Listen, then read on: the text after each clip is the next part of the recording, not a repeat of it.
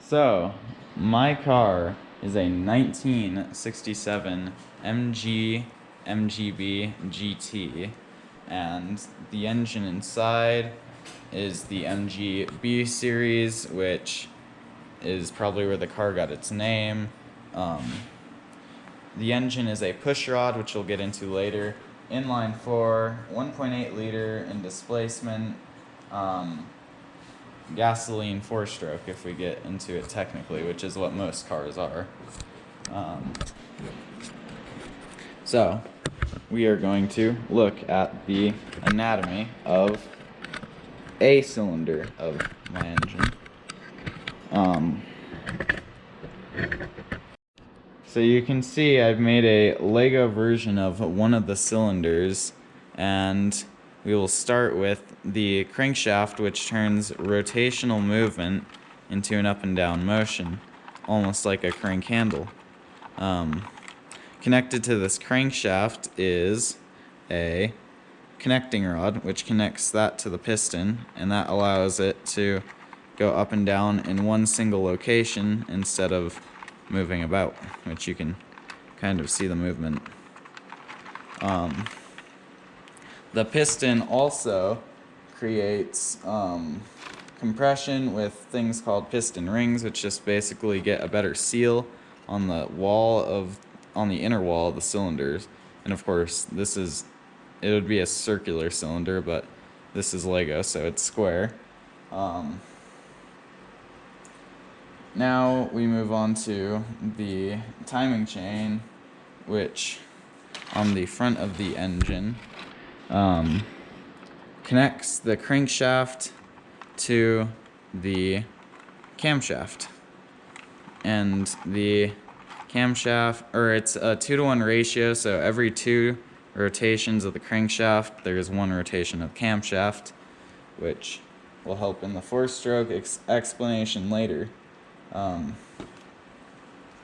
The camshaft, it has lobes, which are like ellipticals, you can see, like an egg shape, and they push up on these push rods, is what they're called, and I'll probably put a thing on screen for a better representation. Pushes up on them in a timing fashion, and they push up on the rocker arms, which are these, and basically you can kind of see the motion. Oh, hold on. Gravity. There we go. You can kind of see the motion. Basically, pushes up on one side, and there's a center point which it pivots on, and that pushes down on the valves, which you can also see in there. And there are 2 valves in it, or can be more than 2 valves, but in this engine there are 2 valves. One of them opens for intake, which is like a mixture of gasoline and air, and the other one opens for exhaust, and we'll get more into that later. So these mixtures are created inside of the carburetor, which just basically takes an amount of fuel and mixes it with an amount of air, and your throttle cable determines how much air, because more air is a bigger boom inside the cylinder.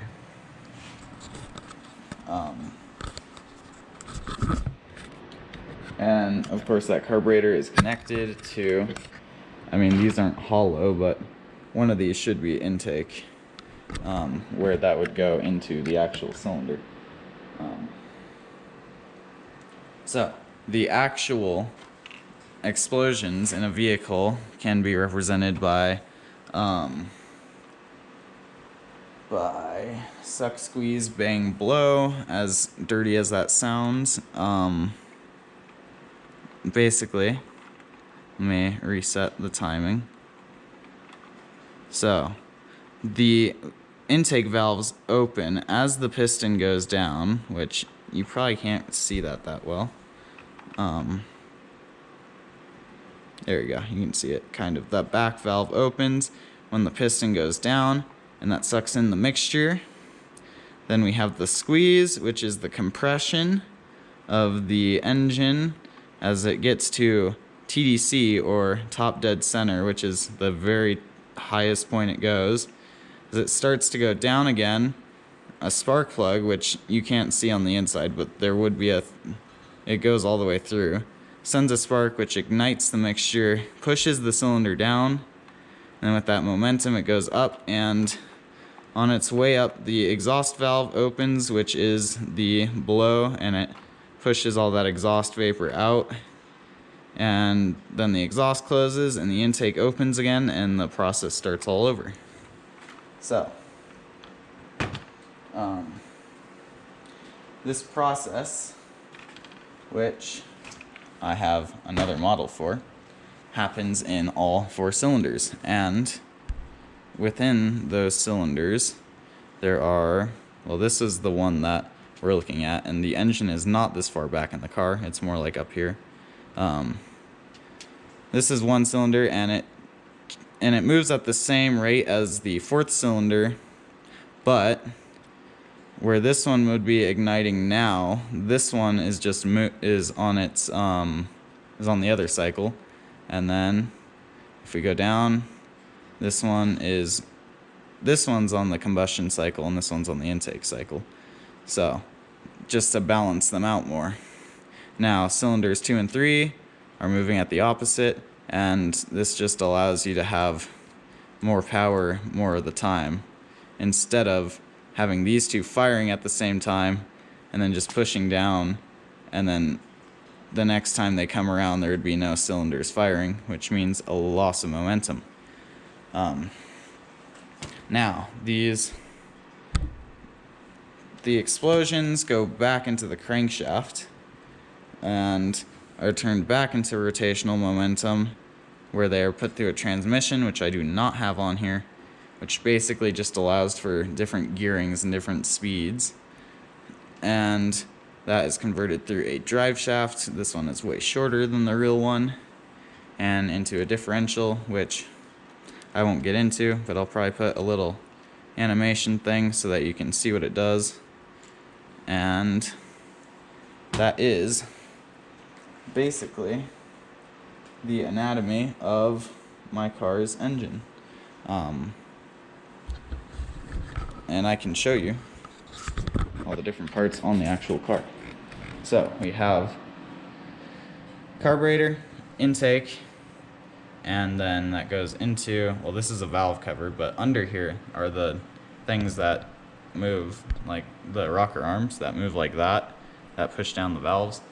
And then the whole height of this is taken up by cylinders, based mostly. And then these are the exhaust, which on different cars they're different. My intake and exhaust happen to be on the same side, and then also they happen to share, some of the cylinders happen to share intakes. So cylinder 1 split down the middle of the intake, cylinder 2 split down the middle of this exhaust, and then cylinder 3 and 4 are also split on this intake.